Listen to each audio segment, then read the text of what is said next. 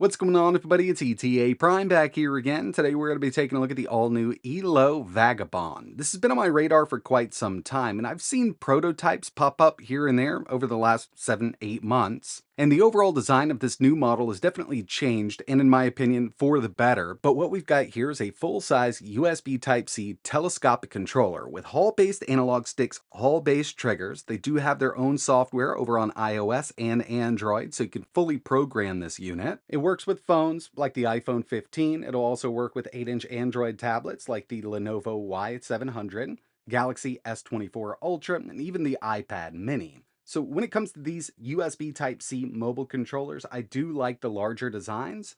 With this, again, we get those Hall-based analog sticks and Hall-based triggers. The analog sticks are full size, so they're not switch size, and once you've got everything put together, really does feel like you're holding a pro controller with your phone directly in the middle of it. First things first, D-pad, face buttons, and bumpers are using fully mechanical switches behind them, so they do feel pretty decent here. And I gotta say, they did a pretty good job with this D-pad. We will test it out in just a bit. Again, Hall-based analog sticks, Hall-based triggers. Everything is programmable from their software. And around back, we do have some extra keys that we can program to basically any button we want, plus lockout switches, and that's something I like to see here because usually I'm not a big fan of the rear buttons, and more than not, I'm actually hitting them on accident, so we can actually use these locks to kind of turn them off completely. USB Type-C power in so we can charge our device up, plus this adds a 3.5mm audio jack. There's no preamp built into the controller itself, so it's basically going to be working like USB audio over, but I've tested it out with the iPhone and the Galaxy S24, and it actually sounds pretty decent here. Again, it is a telescopic controller. Some people call these stretchy controllers, and that's because we do have this spring-loaded mechanism right in the middle. And we can fit up to an 8-inch Android tablet or the iPad mini. When I first got this, I was really hoping I could use the new iPad Pro with the M4 or even the Samsung Galaxy Tab S9, but unfortunately, those tablets will not fit. And overall, it's actually a really comfortable controller. They put a lot into the ergonomics. And when it comes to compatibility, this is the first time I've actually seen this. If you take a look in the bottom of your packaging, you'll see that we have all of these little rubber grommets or rubber spaces. They also send you a little card here. And yeah, this will work with phones that do have cases on them. I tested it with the Galaxy S24 Ultra and one of the cases that I use on a regular basis with it. But this card here is actually a measurement tool. So if you had your case on, you'd just find exactly where this would fit. That way you can easily find the correct spacer that's going to work perfectly for your device. Whether you have a case on your phone or not, I'm going to use this for the Galaxy S24 Ultra without a case. And these are super easy to install, super easy to take out. So if you want to swap out different devices, it's not going to be a big issue. They kind of snap right in with these little rubber nubs. So if you take your device out, you throw this in your backpack, they're not going to fall out. You're not going to lose them. You do have to put a little bit of force on them to take them back out. But so far, I've tested the iPhone 15 Pro Max. I've also tested the Galaxy S24 Ultra, the Lenovo Y700, actually the 2024 version. So that's the 8-inch tablet and an iPad mini here. We're just going to plug it right in. No Bluetooth to worry about. It's working over a USB Type-C connection. And around back here, I did mention that we have these rear button lockouts. So when these are on, we can't press these buttons down. And usually I leave these on so I don't have to mess around with them. I'm not going to have any missed button presses in the end. Once you've got this plugged into your device, it's going to work just like any other Android controller connected to your tablet or phone. We can navigate the full operating system with it, but they also have their own software. It's actually a nice little launcher. It's known as Unleashed. From here, gives us some recommendations on games to play with the controller. We can also update the firmware. It does have a login option. I'm just in here as a guest, so you don't really need to log in. The calibration function here does work with the analog sticks and the rear triggers. So just to calibrate these, you're going to turn it in a circular motion 6 times. You're calibrated. It's ready to go. It's actually pretty accurate, and I really didn't have to do this. I just kind of wanted to show it off. Out of the box, it was already working just fine, but it's a good feature to have built in.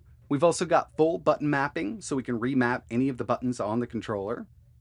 Face buttons, D-pad, bumpers, and those extra buttons around the rear.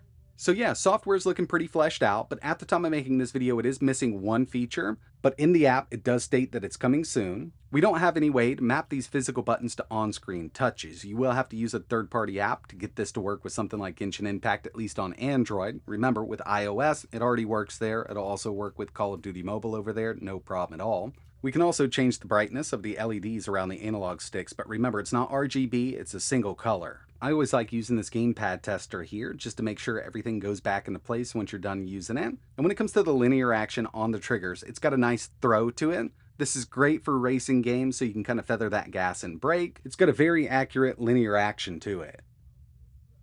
But one thing I really do like about this is the D-pad.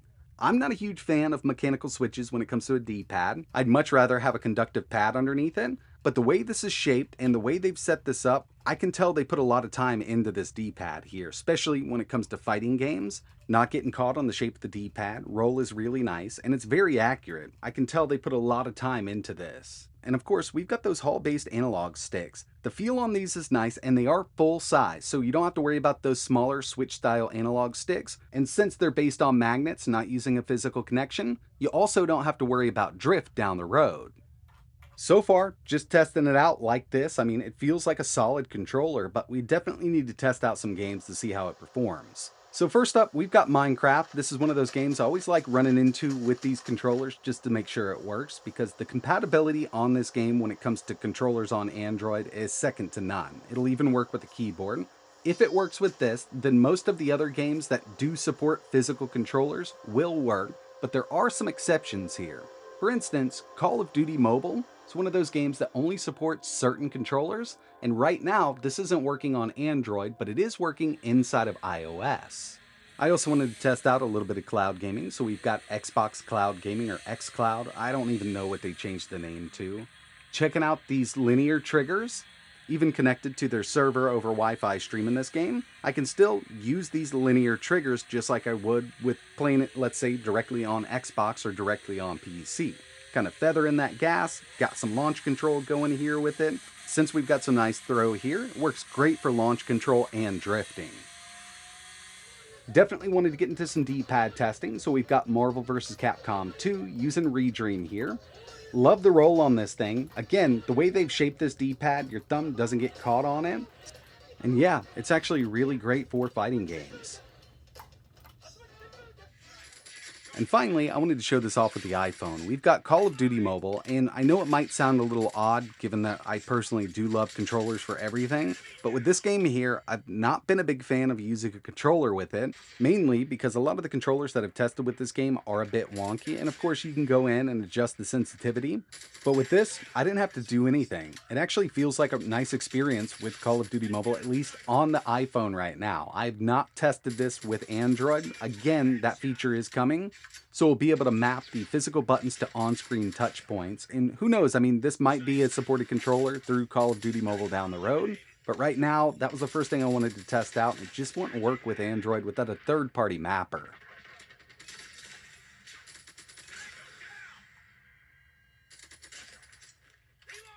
The last thing I wanted to test out here was charging up your device while it's in the controller. So we do have that USB Type-C port.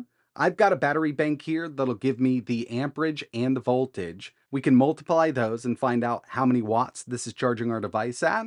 I also tested this with a couple different devices and a couple different USB cables. We're sitting at 5.1 volts, 2.1 amps, which is giving us about 10.7 watts. So it's not a super fast charge. It will keep your phone topped up, but it would be nice if we were at least at 15 watts with this. Overall, I do think they've done a really good job with the ergonomics, button layout. D-pad is awesome here. Those Hall-based analog sticks and triggers work really well. And all of the devices that I've tested here, from these 8-inch tablets to the Android phones, fit in here really nicely. There's only really two downsides that I'm seeing here. Fast charging isn't that fast, coming in at about 10.7 to 11 watts, which will keep the phone topped up. It's definitely not a deal breaker for me. But the second thing here is going to kind of make or break this device, and that's going to be the pricing. Over on their website, this is going for $149. And it's not the first time we've seen a mobile controller selling at this price point, but I know it might turn a lot of people off, given that the controller itself is $150. But either way, if you're interested in learning a little more about this controller, we'll leave links to their official website in the description. And they do plan on releasing a mapping function. That way we could play games like Genshin Impact on Android. On iOS, it's going to work right out of the box with Genshin Impact and basically any other Apple Arcade game that supports a controller. But that's going to wrap it up for this video. If you've got any questions, let me know down below. And like always, Thanks for watching.